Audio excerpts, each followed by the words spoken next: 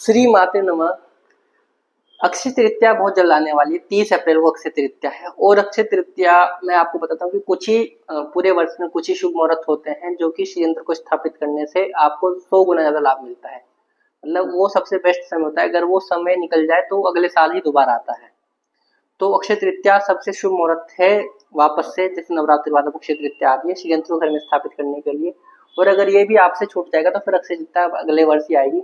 तो कोशिश करें कि इस समय आप श्री यंत्र जरूर घर में स्थापित करें। कुछ लोगों का कहना था कि हमारा बजट नहीं बन पा रहा है, तो वो अभी 10-12 दिन है, जल्दी से जल्दी ऑर्डर करें श्री यंत्र और इस अक्षय तृतीया पर अपने घर में श्री यंत्र स्थापित करें। जैसे ये एक हमारा श्री यंत्र है, पिछली बार मैंने दिखाया था आपको ऐसा यंत्र, एक और हमने ऐसा ही बनाया है।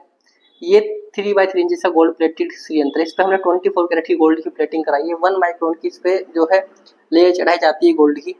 और ये हमारा ऑस्ट्रेलिया जा रहा है। सर का कहना है कि उनको अक्षय तृतीया पर घर में श्री यंत्र स्थापित करना है, तो इसलिए हम उनके लिए आज ही श्री यंत्र डिस्पैच करेंगे।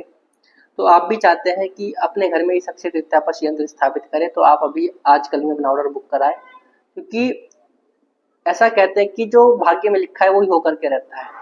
किसी में इतनी ताकत नहीं कि जो भाग्य का लिखा हुआ मिटा दे, लेकिन श्री यंत्र में ही वो ताकत है जो भाग्य में लिखा हुआ बदल सकते हैं। क्योंकि माँ का आशीर्वाद जिसको प्राप्त हो जाता है, माँ भगवती का, जिन्होंने पूरे संसार की जिससे उत्पत्ति हुई, पूरी संसार क्या पूरे ब्रह्मांड की जिससे उत्पत्ति हुई है, अगर उनका आशीर्वाद है किसी के साथ में, उनकी कृपा अगर हो जाए, तो भाग्य में जो लिखा रहे, जो वो चाहेंगे वो होकर के रहेगा। उनकी कृपा एक बार बन जाती है तो कृपा वो फिर कोई समझ नहीं सकता, वो शब्दों से बयान नहीं हो सकती, व्याख्या ही नहीं है उसकी ना। क्योंकि शब्दों से जो व्याख्या होती है वो बेनिफिट्स की अगर हम बात करें तो बेनिफिट्स उस चीज के बताए जा सकते हैं जिसकी लिमिटेड बेनिफिट्स हो। जैसे एक नंबर होते हैं, आप नंबर कब तक काउंट कर सकते हो, जहां तक काउंट किया जा सकते हैं। एक होता है इनफाइनाइट, इनफाइनाइट को उसकी कोई डेफिनेशन ही नहीं है, उसको कुछ बोल ही नहीं सकती, वो इनफाइनाइट है, अनंत हो गया।